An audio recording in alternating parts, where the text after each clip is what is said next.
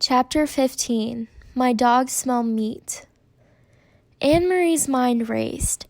She remembered what her mother had said. If anyone stops you, you must pretend to be nothing more than a silly little girl. She stared at the soldiers. She remembered how she had stared at the others, frightened, when they had stopped her on the street. Kirsty hadn't been frightened.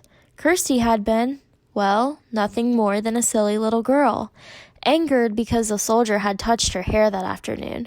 She had known nothing of danger, and the soldier had been amused by her. Annemarie willed herself, with all her being, to behave as Kirsty would. "Good morning," she said carefully to the soldiers. They looked her up and down in silence. Both dogs were tense and alert. The two soldiers who held the leashes wore thick gloves. "What are you doing here?" one of them asked. Annemarie held out her basket with the thick loaf of bread visible. "My Uncle Henrik forgot his lunch, and I'm taking it to him. He's a fisherman."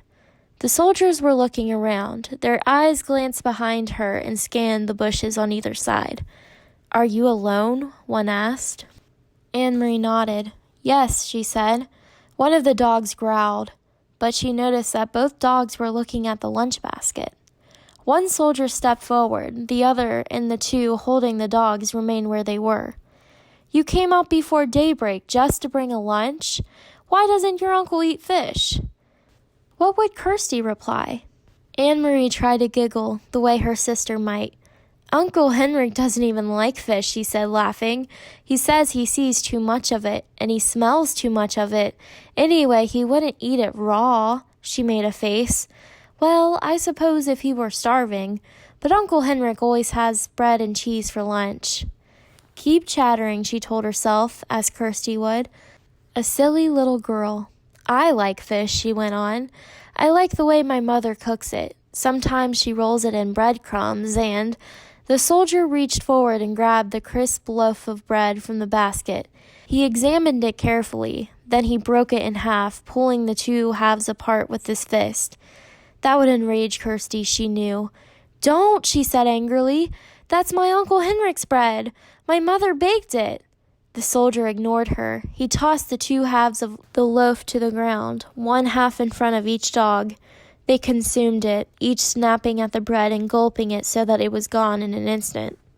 "Have you seen anyone in the woods?" the soldier barked the question at her. "No, only you." Annemarie stared at him.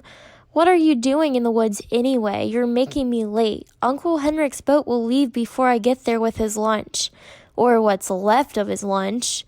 The soldier picked up the wedge of cheese. He turned it over in his hand. He turned to the three behind him and asked them something in their own language. One of them answered, "9," in a bored tone. Annemarie recognized the word. The man had replied no.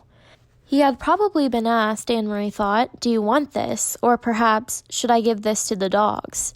The soldier continued to hold the cheese. He tossed it back and forth between his hands.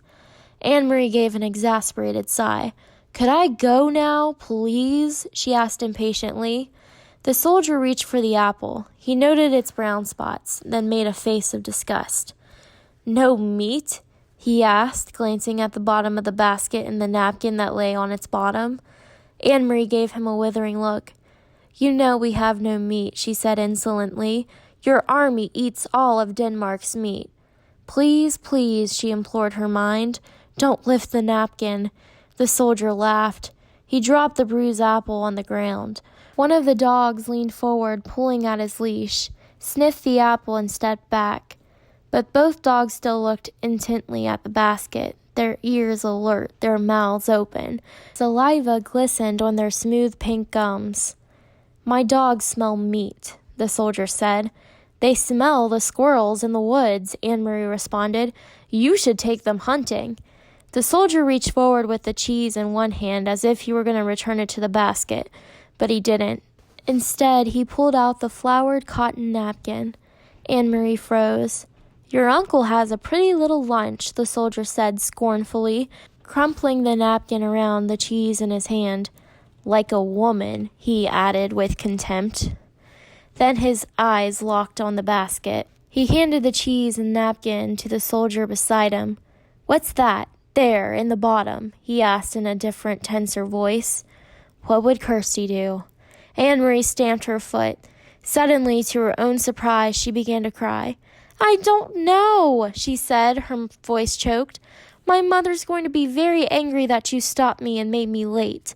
And you've completely ruined Uncle Henrik's lunch, so now he'll be mad at me too. The dogs whined and struggled against the leashes, nosing forward to the basket. One of the other soldiers muttered something in German. The soldier took out the packet. Why was this so carefully hidden? He snapped. Annemarie wiped her eyes on the sleeve of her sweater. It wasn't hidden any more than the napkin was. I don't know what it is. That, she realized, was true. She had no idea what was in the packet. The soldier tore the paper open while below him, on the ground, the dogs strained and snarled, pulling against their leashes. Their muscles were visible beneath the sleek, short-haired flesh. He looked inside, then glared at Annemarie. Stop crying, you idiot girl, he said harshly. Your stupid mother has sent your uncle a handkerchief. In Germany, the women have better things to do. They don't stay at home hemming handkerchiefs for their men. He gestured with the folded white cloth and gave it a short, caustic laugh. At least she didn't stitch flowers on it. He flung it to the ground, still wrapped in the paper, beside the apple. The dogs lunged, sniffed at it eagerly, then subsided, disappointed again. Go on, the soldier said. He dropped the cheese and the napkin back in the basket.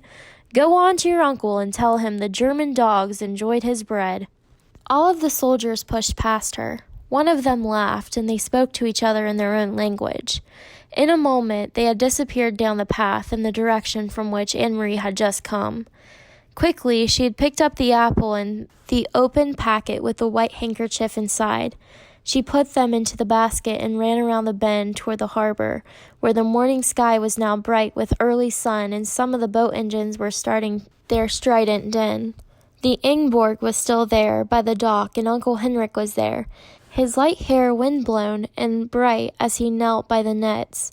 Annemarie called to him, and he came to the side, his face worried when he recognized her on the dock.